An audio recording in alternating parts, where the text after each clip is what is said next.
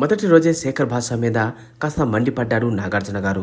అయితే నాగార్జున గారు శేఖర్ భాషని ఉద్దేశించి, నువ్వు బయట ఈ మధ్య బాగా పాపులర్ అవుతున్నావు, అయినా రాజ్ తరుణ్ విషయంలో నువ్వెందుకు తలదూర్చుకున్నావు, ఆయన నీకేమైనా ఫ్రెండా అని నాగార్జున గారు అనగానే, ఇక శేఖర్ భాష అయితే, నాకు అతను ఫ్రెండ్ కాదు, కానీ నేను ఒక యాక్టివిస్ట్గా సాటి మగాడికి అన్యాయం జరుగుతుంటే చూసి తట్టుకోలేక అలా ఎంటర్ అయ్యాను, దీంట్లో నేను చేసిన తప్పేంటి సార్ అంటూ తనని తాను సమర్థించుకున్నాడు. అయితే నాగార్జున గారు కూడా, నాకు తెలుసు శేఖర్ భాష, నేను కావాలని నీతో అలా జోక్ చేశాను, నువ్వు చేసింది చాలా మంచి పని.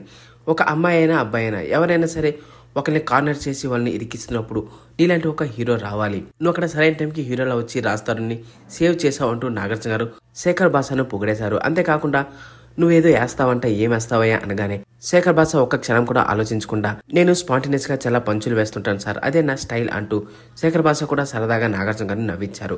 అయితే శేఖర్ భాష బయోగ్రఫీ తెలుసుకున్నప్పుడు మాత్రం వావ్ అనిపించేటట్టు ఉంది. ఎందుకంటే తను ఆర్జేగా ఎన్నో అవార్డులని దక్కించుకున్నాడు. ఇప్పటి వరకు దేశవ్యాప్తంగా ఏ ఆర్జేకు లేనంత గుర్తింపు అయితే శేఖర్ భాషకు ఉంది.